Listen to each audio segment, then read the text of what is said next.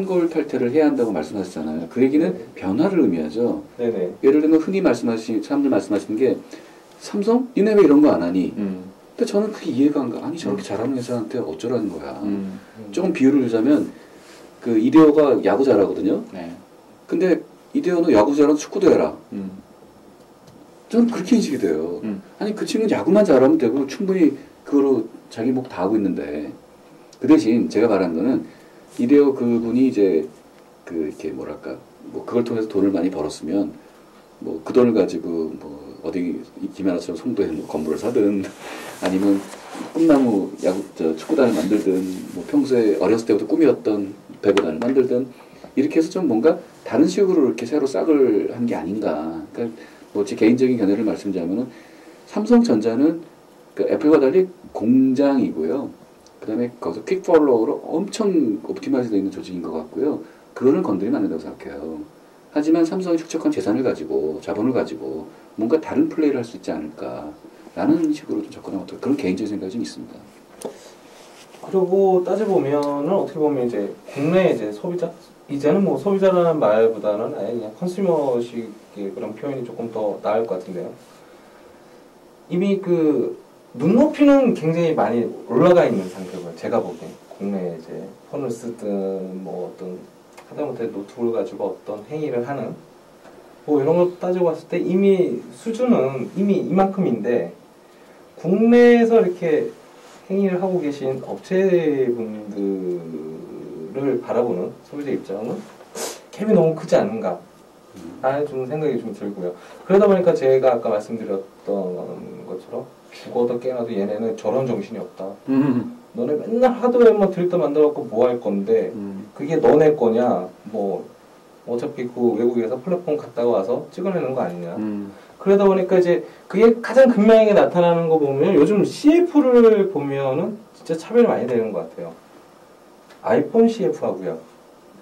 아이폰 CF하고 국내 CF 폰 하면 그 두 개의 그 광고가 얘기하는 소비자한테 전달하는 메시지가 너무나 틀린 거예요. 네, 네. 왜냐하면 갖고 있는 게 다르니까 어쩔 수 없어요. 네. 어쩔 수 없는 거예요. 항변하는 게 아니라 그게 현재 그 모습인 거예요. 그럼 이게 이제 향후 한 뭐 3년, 5년 지나면 이제 박사님이나 교수님 말씀처럼 서비스로 약간씩 이렇게 전환되면서 이제 인식 전환이라고 얘기할 수 있을까요? 네, 저는 데프리트 된다고 믿는 거예요. 증거를 몇 가지 제 상상해서 만들어 보겠습니다. 그 옛날에 여기서 옛날이라는 건 보통 20, 30년 전에 뭐 미국 광고를 보거나 일본 광고 보고는 놀라죠. 아, 이렇게. 근데 제가 이제 어떻게 하다 보니까 미국도 살아보고 일본도 살아봤는데 우리 애들은 진실을 말하잖아요. 애들이 얘기해요. 일본 광고 재미없어. 그리고 저도 한국 광고 너무 재밌어요. 우리 용서가 없잖아. 바로바로 돌아버려. 네. 그러니까 우리는 그냥 그 기다림이 이제 용서가 없잖아요. 이게 거꾸로 그들을 그렇게 만들었어요. 광고 자체가 참 재밌어요. 그러면 이것도 결국은 퀵 팔로우, 꼭 팔로우하다가 앞서간 거라고 저는 감히 말하고 싶고요. 그 다음에 제가 이제 요새 느끼는 게 우리나라가 정말 좋아졌구나.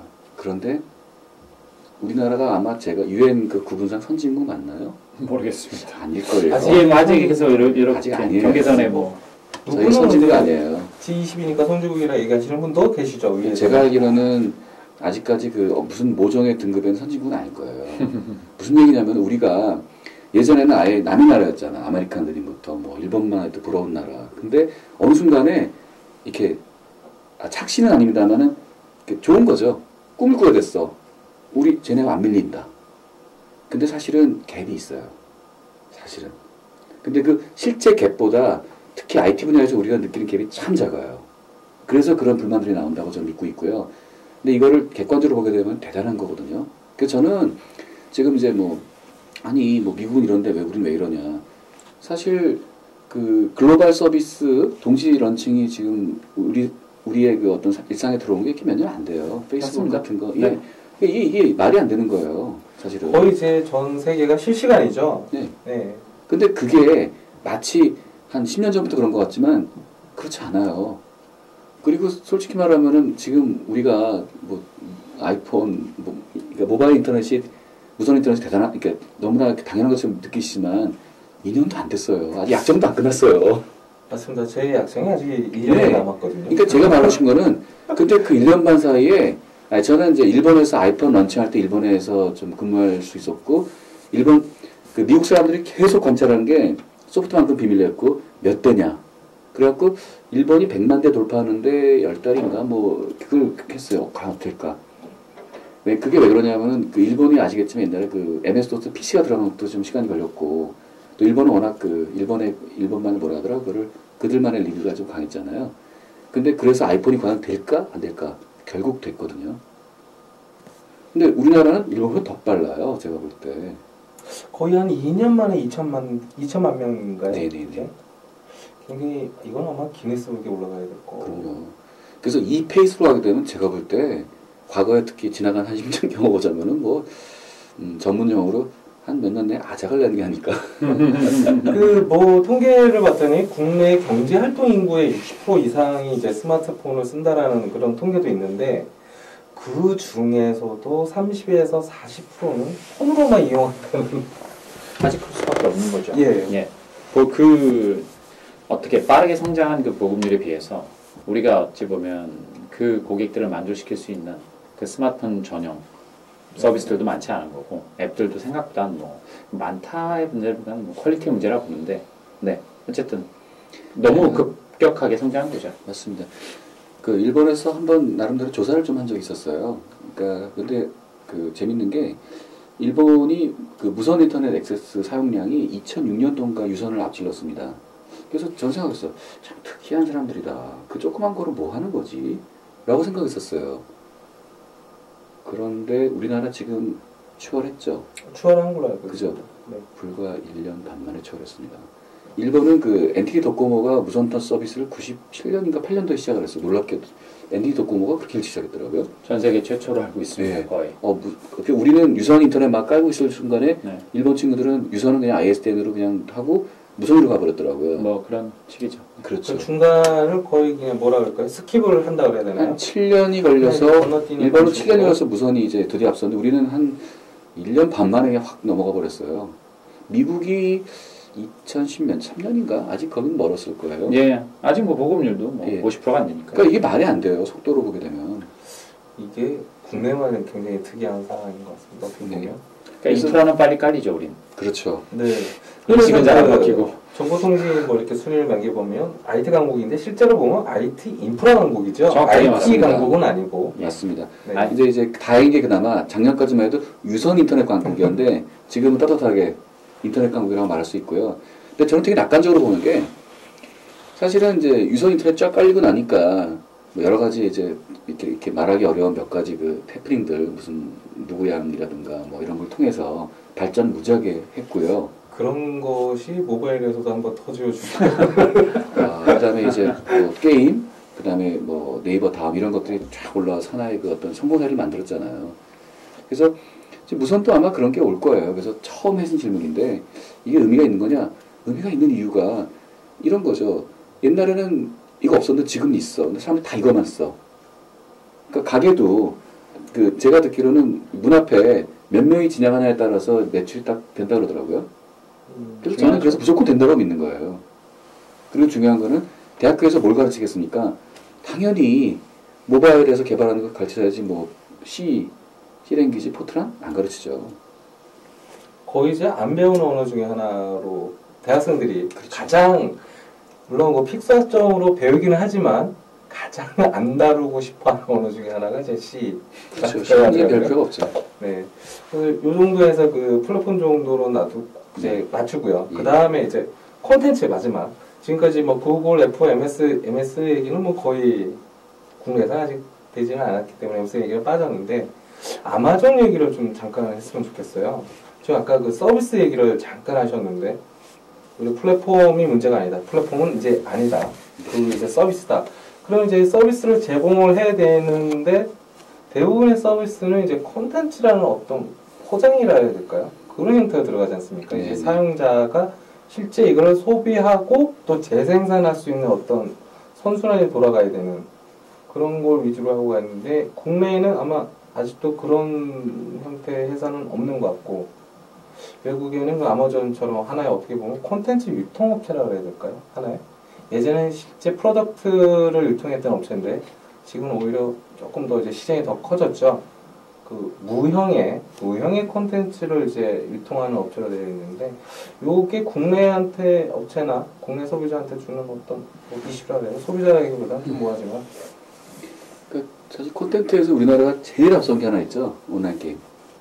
전 세계에서 가장 앞서 있는 부분이 있고 저 생각을 해봤어요. 왜 게임이 가장 이게 엔트리가 제일 쉬운 것 같더라고요. 특히 맨몸으로 그냥 자기 체력과 어떤 개발력 갖고 할 수 있는 게 다 게임이잖아요. 게임은 데이터가 없으니까. 그러니까 근데 그래서 방대한 데이터가 필요한 것들은 저희가 아직까지는 좀 성장이 안 된 것 같고요. 근데 미국은 이제 아마존은 사실은 책이라고 하는 거를 유통뿐 아니라 그걸 온라인화해서 그걸 데이터로 만들어서 지금 서비스를 하는 거잖아요. 서비스를 하고 있는 상태이고. 예. 근데 제가 볼 때 시간 문제로 우리도 결국은 일단은 그 책이라는 게 온라인에 되지 않겠냐라고 그냥 보고 있고요.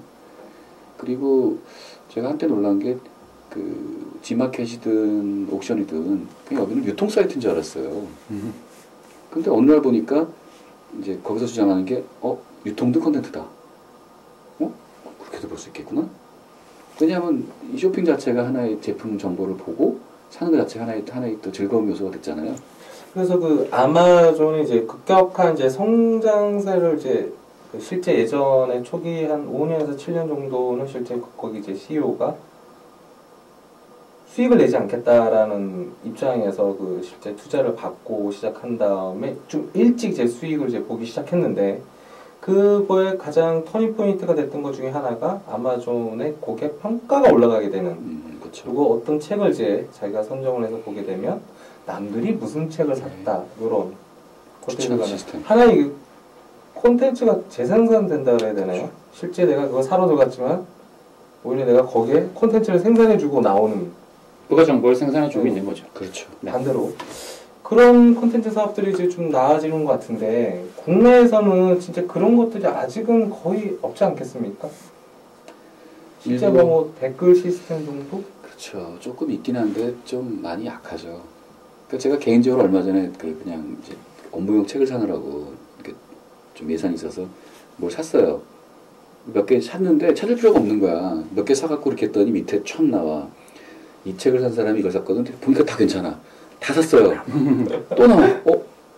스톱. 그래서 몇 개 샀는데 참 편하더라고요, 정말로. 그래서 그런 그 사용자가 참여하는 콘텐츠 생산하는 입장을 좀 봤을 때 네. 국내에서 좀 외국보다 좀 미흡한 점은 굉장히 많지 않습니까? 그리고 아까 말씀하신 것처럼 그 플랫폼의 서비스다. 그러면 그 국내에서 업체들이 어떤 서비스, 어떤 형태 또는 어떤 방향성을 가지고 서비스를 제공해야 될지 하다못해 통신사라든가 휴대폰을 제조하고 있는 업체에서 어떤 서비스, 어떤 형태로 해야 될까? 그거 좀 뭐 생각이 되시는 하나 분들이 생각나는 게 그 엊그제 흥미로운 기사가 하나 나왔습니다. 전인문에 대통령께서 무슨 말씀을 하신 것 같은데 빅데이터를 활용해라. 라고 그런 기사가 나왔어요. 그래서 거기 보니까 이제 정부의 많은 데이터들을 잘 활용해라. 저는 굉장히 긍정적으로 보는데. 좋게 보는 겁니다. 왜냐하면 근데 거기서 나온 얘기가 사실은 지금 빅데이터가 좀 다른 개념이긴 하지만 사실은 그런 식으로 물결이 생기면 이게 파급 효과가 있거든요. 있죠. 네, 긍정적인 효과는 있죠. 근데 사실은 이제 그 아마존 같은 경우는 그 추천 시스템이 어떻게 보면 소셜 시스템인데 사실은 다 그 데이터에 대한 그 해석과 그런 그 모델 그 이슈거든요. 그래서 결과적으로 인정할 수밖에 없는 게 물론 우리나라에도 훌륭한 그런 뭐 수학자들이나 그런 분들이 계시겠지만 그분들이 아직 이 온라인 서비스에 들어가 계시지는 않은 것 같아요. 그게 결국 그 지금 좀 너무 이렇게 그냥 간단히 얘기하면 그 데이터, 빅데이터로 사람들이 그걸 인지하니까 그 이슈 같고 그게 상대적으로 우리나라가 상당히 취약한 부분이 아닌가 싶어요. 실제 그 저도 그런 생각을 좀 해봤는데 국내에서 실제 그 데이터를 처리를 할 수 있는 알고리즘을 설계하신 분들은 거의 없죠. 거의 없죠. 그러니까 사실 구글도 그 페이지 랭크라는 게 뭔지 모르겠지만 알고리즘이죠. 알고리즘 기반에 되어 있는 거라서. 예. 그러니까 분명히 이게 마케팅 하이피긴 하지만 구글이 우린 페이지 랭크 있어 라고 떠드는 게 왠지 뭔가 있는 것 같지 않습니까? 근데 국내 포털들은 우리 이런 거 있어 라고 이렇게 내놓은 건 없더라고요. 거기서 그냥 뭔가 뭐 구글만큼 내줄 건 없나 보지? 라는 생각을 할 수도 있고 말씀하신 대로 아마존은 분명히 기가 막히게 막 나온단 말이에요. 근데 그게 내 마음에 맞는 거야. 내 마음에 맞는다는 얘기는 이것들이 내 정보를 많이 수집했네를 의미할 수 있죠. 근데 예스24나 국내 업체 보고도면 조금만 나오는 거예요. 아이 그렇군. 이 느낌, 그런 느낌 차이. 또 뭐가 있을까? 많이 나타나죠. 그런 면에서. 좀 뭔가 취약점이. 그러면서 약간 다른 관점에서 제가 서비스를 얘기하는 건 그래요. 왜냐면 저도 뭐 최근에 그 런치한 이제 뭐 LG링크닷컴이라는 서비스가 이제 제가 기획하고 이제 출시가 이제 되고 이제 나온 상태였는데 서비스를 하는 이유가 왜 하냐라는 거예요. 그 서비스 제품 자체로서 누군가를 이기겠다가 아니라 아까도 말씀드렸다시피 그 서비스를 가지고 플랫폼에 대한 리더십을 만드는 게 큰 회사가 할 일이라고 저는 생각하거든요. 그게 뭐 아마존이든 뭐 그게 뭐 페이스북이든 뭐 그러니까 근데 똑같은 얘기로 지금 우리나라 네이버나 우리나라 뭐 아니면 뭐 제조사든 우리나라 통신사든 그런 서비스를 가지고 플랫폼화하고 그 플랫폼이 서드 파티들한테 개발사들한테 줘야 될 어떤 기본적인 어떤 요소들을 가지고 생태계를 만드는 이런 식의 경험을 많이 해보지 않았던 거예요. 우리가 뭐 쉽게 얘기해서 네이버는 네이버 안에 당연히 뭐 하는 서비스를 잘 만들어서 뭐 시장에 무슨 서비스가 있으면 뭐 오케이 저거 괜찮겠다 우리도 만들자 잘 만들어서 고객을 또 담아두고 또 뭐 다음대로 똑같이 또 그걸 경쟁해서 이렇게 하려고 노력했고 뭐 이런 식의 모습들 뭐 싸이월드 똑같잖아요. 싸이월드 안에서 고객들 담아두고 싸이월드에 계속 기능을 추가하고 이 기능을 넣었더니 이건 또 아닌 것 같아 뭐 하다가 드랍하기도 하고 이런 식의 그 각자의 그 덩어리 안에서 각자의 시장 안에서 이 시장이 더 커지지 못하는 어느 정도 이렇게 커지다가 딱 제한되는 거죠. 근데 어쨌든 그 잘하는 애들은 결국 자기가 잘하는 서비스 기본적인 서비스에 집중하고 결국 그걸 개발사한테 열어서 그 개발사들의 오픈 이노베이션으로 인해서 시장의 파이가 더 커지는. 그러니까 페이스북도 지금 물론 뭐 이번에 제가 보면서 좀 기능이 많이 복잡해지긴 했지만 페이스북이나 트위터나 마찬가지잖아요. 기본적인 서비스에 집중하고 기타의 게임이라든지 뭐 기타 여러 가지 메이크업 서비스들은 서드 파티가 할 수 있게끔 해주는. 그래서 서비스를 서비스로 끝나는 게 아니라 플랫폼화하는. 그럼으로써 또 다른 어떤 기존의 단말OS 기반이 아닌 서비스 기반의 생태계를 만드는 이런 모습들이 그래서 지금 페이스북이 무서운 거고 사실상은 또 아마존이 갖고 있는 무서움 중에 하나가 걔들이 이제 결국 고객 DB가 2억 명을 들고 있다는 게 무서운 거거든요.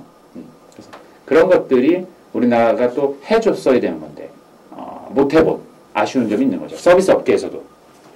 또 하나 제가 여기서 붙이고 싶은 게 우리가 어떤 실체를 갖고 있으면 요거를 이렇게 파악해서 이렇게 만드는 거는 세계 최강으로 아까 정리됐잖아요. 근데 이 서비스라는 눈에 보이지가 않아요. 그렇죠. 눈에 보이지 않기 때문에 오히려 더 따라하기가 어렵기. 맞습니다. 그러니까 뭐 아이폰을 그냥 갖고 와서 내가 쓰면 돼요. 그런데 서비스는 문제가 갖고 올 수가 없고 갖고 와도 이게 안 돼요. 그래서 옛날에 누가 멋진 말을 했는데 노하우라는 걸 정의를 하더라고요. 노하우의 정의가 정말 감동받았는데 주고 싶어 이건 내가 드리면 돼요. 가지세요. 네. 되죠. 완벽하게 옮겨집니다. 노하우는 가져가세요. 해도 제가 가져갈 수가 없는. 주고 싶은데 못 가져가죠. 그렇죠. 네. 예를 들게요. 사랑하는 법, 아이 사랑하는 법, 친구 사귀는 법, 돈 버는 법, 고객 만족하는 법. 전달할 수가 없어요. 리니지 잘 운영하는 법, 네이버 잘 운영하는 법. 결국 무슨 얘기냐 그러면은 인사이트라는 말이 나오는 게 여기 같아요. 그러니까 따라할 수가 없어요. 남들이 하는 거 보고 저 나하고 뭐 해보면서 계속 이게 되는구나 라고 찾아가는 과정이고 이게 더 이상 퀵팔로우가 성립하지 않는 영역인데요. 국내에서 사실은 그 서비스를 참 이뤄낸 회사들이 몇 개 있어요. NC소프트라든가 뭐 NHN이라든가. 근데 그 회사들은 그러니까 경리를 갖고 있죠. 근데 이제 사실은 이제 그 안에 일단 머무르고 있고 그 대신 이제 시간이 감에 따라 그 역량들이 이렇게 퍼져나가겠죠. 그러니까 아직은 좀 이렇게 특별한 사람들만 그걸 잘하는 거고 전반적으로 좀 못하는 거고 그리고 국내 서점들은 아직 아마존만큼 이제 못하는 거고 여기서 서비스의 그 데이터 모델과 데이터의 뭐 이용 요걸 포함하는 거죠. 그렇게 이렇게 따지면은 아까 그 뭐 구글이라든가 애플이라든가 이런 것도 하나 보면 서비스 플랫폼이라고 볼 수도 있고 아마존은 거기서 조금 더 특화된 콘텐츠 서비스 플랫폼을 이제 볼 수가 있는 건데 이제 한번 이제 정리를 하자면 국내 업체들은 기존의 그 제조를 꾸준히 해왔던 그런 기본 프레임워크라든가 뭐 프레임이라든가 시각이 이미 젖어 있는 상태에서 또 이렇게 서비스 지향 쪽으로 나가야 되는데 그거는 어디서 이렇게 빨리 따라갈 수 있는 패스트 세컨드 전략이라고 그러죠. 보통 제조업체에서는 네네. 쫓아가기 위한. 근데 그걸 하기에는 그건 아까 박사님 말씀하신 것처럼 누구한테 배워서 되는 게 아니라 스스로 해보고 체득해 가야 되는 과정이 있어야 된다. 그러므로 해서 국내 기업은 아직은 조금 부족하긴 하지만 언젠가는 될 수 있다. 뭐 이렇게 정리를 할 수가 있을까요? 거기도 고민이 있어요. 거기서 고민이 또 있을까요? 왜냐면 우리라는 표현을 자꾸 쓰시는데 더 이상 네네. 우리가 없어요. 우리가 남아본 게 아니라 우리 지구인. 지구인 글로벌로 보자는 말씀이시죠? 왜냐하면 네. 지금 아이폰 한번 검사해 볼까요? 늘 쓰시는 어플 중에 제가 추정하자면 페이스북이라든가 트위터 우리 건가요? 아닙니다. 아니죠. 저희 게 아니죠. 그리고 지메일 우리 건가요? 그러니까 우리 거라는 게 의미가 없어요. 이제는 제가 볼 때.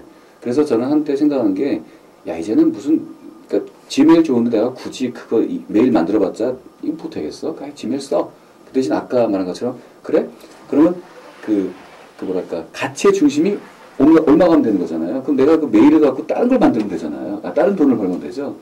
그래서 지금 많은 사람들이 그렇게 하고 있죠. 처음에는 우리도 SNS 만들까? 뭘 대기업들은 해야 될 겁니다. 하지만 페이스북 위에서 그냥 올라가서 거기서 돈 벌자. 그런 친구들이 나타나고 있잖아요. 또 뭐 구글 앱스 이용해서 하지 뭐까지 거. 그런 식으로 그러니까 어떻게 보면은 그 경쟁의 중심이 시프트하고 있거든요. 근데 저는 제 개인적인 바람이 있다면 이 경쟁의 움직임을 팔로우하면은 영원히 고민하고 미리 좀 알고 와서 좀 하나 기다리는 게 있으면 참 좋겠습니다. 여기에 딱 맞는 말이 그런 것 같은데요. 거의나 없기 위해 올라서라는 그렇죠. 말이 딱 맞을 맞습니다. 것 같습니다. 오히려 남들 하는 거를 쫓아가기보다는 예. 아예 거기 기반 업계에 예. 올라서서 그 반을 다음을 예. 보자. 그 말씀을 하실 예. 것 같을 텐데요. 그러면 이제 마지막으로 이제 한마디 정도만 이제 이 방송을 보시고 계신 분들한테 짧게 한마디 정도씩만 딱 하고 마무리 짓도록 하겠습니다.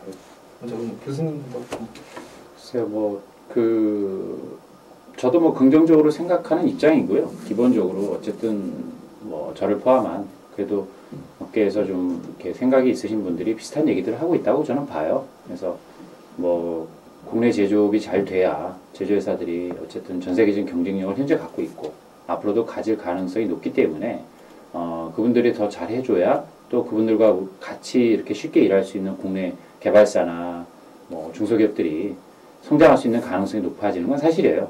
단지 마지막으로 얘기하면 분명한 건 우리가 갖고 있는 한계는 뭐냐면 저도 많이 느꼈는데 뭐 유전자 있으면서 많이 느낀 건데 그 회사들마저도 그리고 우리나라 중소기업들, 우리나라 개인사들이 아직은 어쨌든 글로벌 경쟁력을 그런 게임의 룰을 우리나라에서만 게임을 해서는 안 된다라는 이제 사고의 틀을 완전히 뒤집어야 되거든요. 아까 딱 그 얘기인데 과연 우리나라 안에서만 내가 1등이면 되라는 생각을 버려야만 우리가 이게 한 번 더 나라 전체가 성장할 수 있는 어떤 그런 게 되지 그게 아니면 참 힘들다라는 생각이 들어요. 네. 제가 하고 싶은 말씀을 너무 잘해주셔갖고 그보다 부록처럼 얘기 드리면은 정말 지금 회사를 차릴 때부터 글로벌 해야 돼라고 글로벌이 없는 거죠. 저도 옛날에 그 리니지 고민할 때 아니 글로벌은 선을 나누는 거잖아요. 그냥 위 지구인 그게 그렇게 발상하면 좋겠어요. 즉 말하면은 미국은 우리 시장이다. 아예 처음부터. 요새 애들은 그렇게 하는 것 같아서 참 다행인 것 같고요. 그래서 좀 아까 말씀하신 좀 그런 차원에서 좀 너무 우리만 보지 말고 좀 거인의 좀 어깨에 올라타는 거를 찾아보면 좋겠다 싶고요. 또 하나는 그런 식으로 글로벌하게 생각하게 되면은 이제 경쟁의 무대가 내 친구가 아니라 미국 분들이 되죠. 미국 사람들 혹은 일본 분들. 그러면 철수가 아니라 탐이 되겠죠. 그렇죠. 그러면 재밌어지는 게 우리끼리 싸울 수가 없어. 저기 더 큰 돈이 있으면 야 우리 같이 먹을까? 그러니까 이런 분위기가 생기는 게 참 중요하지 않을까 싶습니다. 네, 필요한 거죠. 근데 이제 그걸 안 보면 그때는 우리끼리 싸워야 돼. 네, 그런 것들 잘 되면 좋겠습니다. 네. 될 거라고 믿고요. 네. 늦은 시간까지 같이 얘기해 주셔서 감사합니다. 네, 감사합니다.